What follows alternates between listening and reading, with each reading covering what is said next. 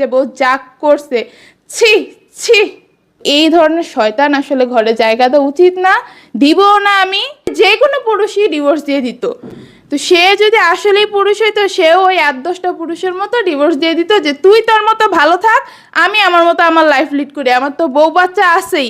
আর শাশুড়ি মা হচ্ছে একদিনের ছুটি নিছে, মানে আগামীকালকের ছুটি নিছে। যত আইনি ব্যবস্থা আছে সব কিছু কালকের মধ্যে নিয়ে ফেলবে, ডিভোর্স ছাড়া মামলা নিবে না সন্তানের বিষয়ে। কারণ যার কাছেই যাবে সে হয়তো বা প্রথম দিকে একটু মামলা টামলা নিবে, কিন্তু এরপরে 2-1 দিন ঘুরাইয়া টাকা পয়সা নিয়ে তারপরে সোজাভাবে বলে দিবে যে আপনারা আগে ডিভোর্স করেন।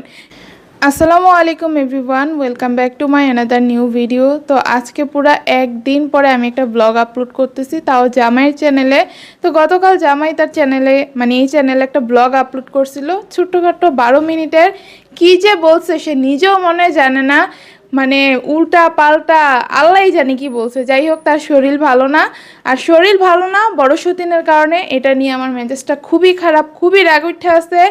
ও মানে এত কিছুর পরেও ও যে কত বড় নিমক হারাম আর বেহাইয়া, আমি বড় সতীনটি নিয়ে যাই বলবো কম হবে। ওর চেহারা যাতে আমার আর কখনো দেখতে না হয়।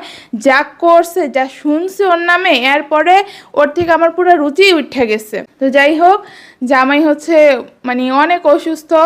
আর অসুস্থতার কারণ তো আপনারা জানেনই, মানে কি বলবো, সে মানসিকভাবে পুরাই ভেঙে পড়ছে। কি বলবো, একটা কি জানি বলে না, মানসিকভাবে বিকারগ্রস্ত হয়ে যায়। আমার জামাইয়ের অবস্থা পুরো এইরকম হয়ে গেছে, কারণ সে অনেক কষ্ট পাইছে, অনেক কষ্ট পাইছে। একটা পুরুষ কি পরিমাণ কষ্ট পাইলে হচ্ছে কান্না করে, সেটা আপনারা খুব ভালোভাবেই বুঝেন। তো তার মাথা পুরাই গেছে, কি বলছে না বলছে নিজেও জানেন। আজকে কয়েকদিন ধরে সে প্রচণ্ড পরিমাণে অসুস্থ, এটা নিয়ে বড় সতীনের প্রতি আমার প্রচণ্ড পরিমাণে রাগ। তো যাই হোক, এবার শাশুড়ি মা বড় সতীনের উপরে প্রচণ্ড পরিমাণে খেপছে। তার ছেলেরে হচ্ছে যা তা তো করছেই, মানে বলতে পারেন যে তার একটা মাত্র ছেলে, কোনো দিকে কোনো কিছুর কমতি নাই, কিচ্ছু না। সেই ছেলে গিয়ে তাদের সবার সামনে মাথা নত হয়েছে, সেই জায়গায় বড় সতীন আসে নাই। তো বড় সতীনের উপরে শাশুড়ি মায়ের রাগটা কী পরিমাণ হবে, তার ছেলেরে এত সম্মানহানি করাইছে। তো শাশুড়ি মা অনেক রেগে আছে, সে হচ্ছে একদিনের ছুটি নিছে। কালকে হচ্ছে বড় সতীনের নামে মামলা করা হবে। তারপরে যা যা করছে ওইসব বিষয় নিয়ে তো মানে বুঝতেই পারতেছেন বড় সতীনের খারাপ দিন শুরু হইতেছে। বড় সতীনটা যে কত ভোগান্তি ভুগতে হবে এই 6 মাস ধরে যে আমাদেরকে ভুগাইছে। আর আমি মানে সোজা সাপটায় জামাইয়ের একটা সলিউশন দিছিলাম যে ওরা ডিভোর্স দিয়ে দেন, ডিভোর্স দিয়ে ছেলের মানে কেমনে ফিরে আনবেন সেই মামলা করেন, তাইলে কিন্তু সব কিছু মিটমাট হয়ে যেত। কিন্তু না, জামাই তার বড় বড় ডিভোর্স দিবে না। তো যাই হোক, আমি আমার বোঝানো হচ্ছে অব্যাহত রাখছি। আমি জামাইরে কালকে একদম বুঝাবো, যে মানে একদম ভালোভাবে বুঝাবো যে বড় সতীনটা যাতে ডিভোর্স দিয়ে দেয়, ডিভোর্স দিয়ে মামলা করে আমাদের ছেলে আমাদের কাছে নিয়ে আসে। কারণ মামলা ছাড়া ভাই কোনো উকিল এসব নিবে না, ডিভোর্স ছাড়া মামলা নিবে না সন্তানের বিষয়ে। কারণ যার কাছেই যাবে সে হয়তো বা প্রথম দিকে একটু মামলা টামলা নিবে, কিন্তু এরপরে 2-1 দিন ঘুরাইয়া টাকা পয়সা নিয়ে তারপরে সোজাভাবে বলে দিবে যে আপনারা আগে ডিভোর্স করেন, ডিভোর্স ছাড়া হচ্ছে কোনো কিছু আমরা করতে পারবো না। তো যাই বলেন না কেন, জামাই কিন্তু ডিভোর্স ছাড়া কিছুই করতে পারবে না। আর শাশুড়ি মা হচ্ছে একদিনের ছুটি নিছে, মানে আগামীকালকের ছুটি নিছে। সে তার মানে পক্ষ থেকে যত আইনি ব্যবস্থা আছে সব কিছু কালকের মধ্যে নিয়ে ফেলবে। বড় সতীনের যে আমি মানে একদিকে খুশিও আছি, খুশিতে আমি অবশ্যই হব। বড় সতীনের এই শাস্তিটা প্রাপ্য ছিল। আমার জামাইয়ের যে কি পরিমাণ কষ্ট দিতেছে, ওর কম হয়ে যাবে শাস্তি। আমি পারলে ওরা আরও বেশি শাস্তি দেওয়ার চেষ্টা করব।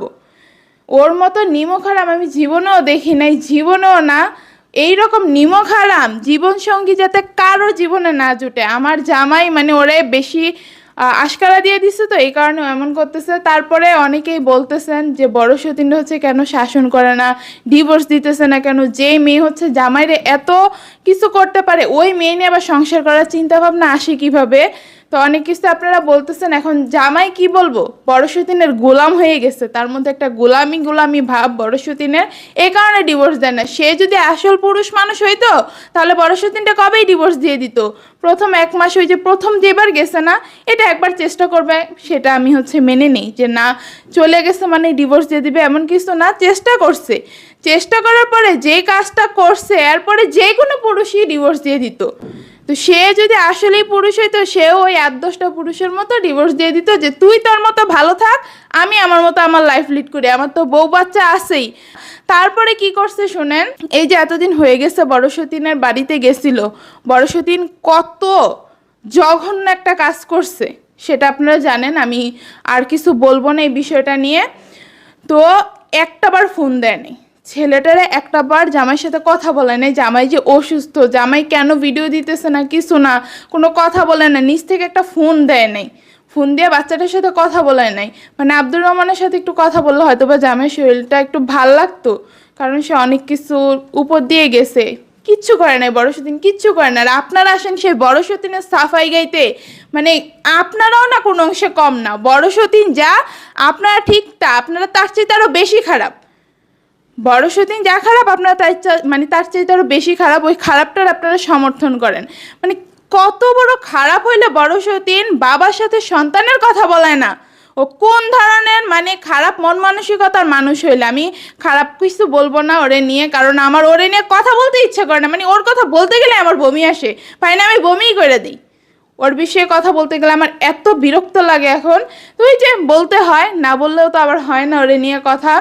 তো যাই হোক, ছেলেটার সাথে একটু কথা বলা না, একটু যোগাযোগ করা নাই যে এখন কি অবস্থা, নাকি কোনো ধরনের কোনো অনুশোচনা বোধ নাই। ও যে এত দিন ধরে এত জ্বালাইতেছে, ভাই একটা মানুষ এত খারাপ কি করে হয়, এত খারাপ কি করে হয়। যাই হোক, আগামীকাল হচ্ছে বড় সতীনের একদম মেইন সিদ্ধান্ত নিয়ে নেওয়া হবে, তারপরে ছেলে কিভাবে ফিরে আনবো সব সিদ্ধান্ত। আর ডিভোর্সের সিদ্ধান্ত জামাই, আমি যেমনি পারি বুঝাইয়া জামাই, ও এই সংসারে আসলে যে সবার কপাল কিভাবে পুড়তে যাইতেছে এটা আমার চাইতে ভালো কেউ জানে না। বড় সতীন একটা, যত বলবো ততই কম হয়ে যাবে, ও যা করছে, ছি ছি। তো গাইস, যেটা বলতেছিলাম, কালকে তো বড় সতীনের বিষয়ে সব ধরনের আইনি ব্যবস্থা নেওয়া হবে। জামাই মানে আধা পাগল হয়ে গেছে, সে যদি আরও এইসব ঝামেলা ফেস করে পুরাই পাগল হয়ে যাবে, পরে মনে করেন যে আমি স্বামী ছাড়া হব, আমার বাচ্চারা হচ্ছে গিয়ে বাবা ছাড়া হবে, মানে ওর মানে আমার জামাইয়ের কেরিয়ারও সব কিছু শেষ। আমার শাশুড়ি মায়ের যে তার একমাত্র ছেলেটাই নিয়ে যে এত স্বপ্ন, এগুলো তো বড় সতীন কবেই নষ্ট করে দিছে। ওর হচ্ছে কিছু উদ্ভট শখ পূরণ করতে গিয়ে জামাইয়ের লাইফ নষ্ট করছে, শাশুড়ি মায়ের স্বপ্ন নষ্ট করছে, আমার লাইফ নষ্ট করছে।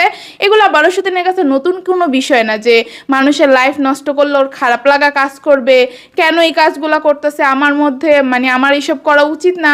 আসলে ওর মধ্যে অনুশোচনা বোধ আসবে কিভাবে, এখন আমার জিনিসটা মাথায় আসলো। ও তো লাইফ নষ্ট করেই যাইতেছে দিনের পর দিন মানুষের, একটার পর একটা ও কত লাইফ নষ্ট করছে, কত মানে কি বলবো সম্পর্ক নষ্ট করছে, তো নিজেও জানে না। তো ওর মধ্যে কিসের অনুশোচনা বোধ কাজ করবে, আর কিসের কি যে জামাই অসুস্থ থাকলেই ওর কি, অসুস্থ না থাকলেই কি।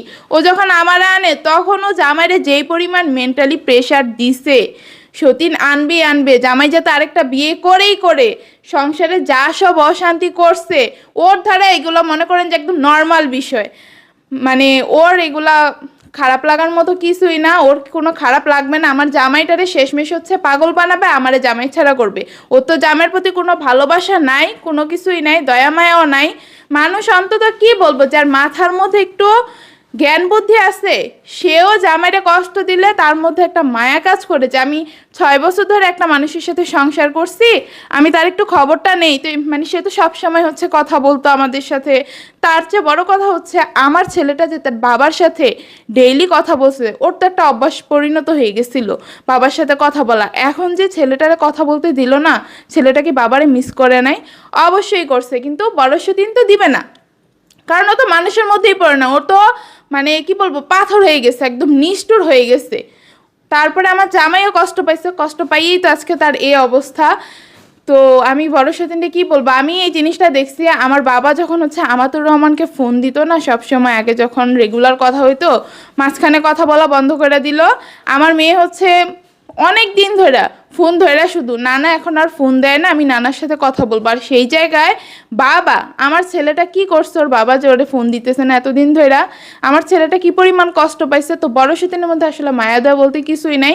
তো এই ধরনের নিষ্ঠুর মানুষ, এই ধরনের জঘন্য মানুষ সংসারে কোনো জায়গায় দিব না। আমি আমার জায়গায় একদম স্থির। কালকে হচ্ছে একটা লাস্ট চান্স আছে, কালকে ইনশাল্লাহ আমি আমার মতো সব ব্যবস্থা করে নিব। জামাই রে নাহলে শেষ করে দিবে আমার জামাই, আমি একদম শেষ। ওর মানে জামাই নিয়ে সংসার করার কোনো ইচ্ছা নাই, আমারও জামাই নিয়ে সংসার করতে দিবে না।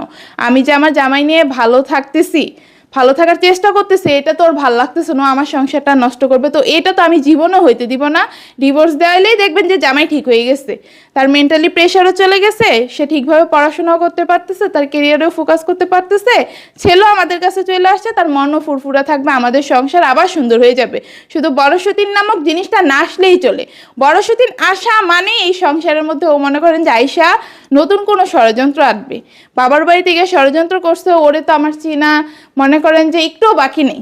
ওরে 4 বছর ধরে দেখে আসতেছি, 6 মাস ধরে যে নাটকগুলা করছে সেগুলা দেখা তো চিনার আর কোনোই বাকি নেই। ও সংসারে আইসা ষড়যন্ত্র করবে, মানে আমাদের প্রত্যেকটা মানুষের ক্ষতি করবে। তো এই ধরনের শয়তান আসলে ঘরে জায়গা দেওয়া উচিত না, দিবও না আমি। তো কালকে আপনারা হচ্ছে চূড়ান্ত সিদ্ধান্ত জানতে পারবেন বড় সতীনের বিষয়ে কি কি হইলো। শাশুড়ি মা ছুটি নিছে তো বললামই, তো শাশুড়ি মাকে আপনারা দেখতে পারবেন, সবকিছুই শুনতে পারবেন কি কি হয়েছে। তো অবশ্যই চ্যানেল সাবস্ক্রাইব করে পাশে থাকবেন। আজকের ব্লগটা আমি এখানে শেষ করতেছি। আল্লাহ হাফেজ।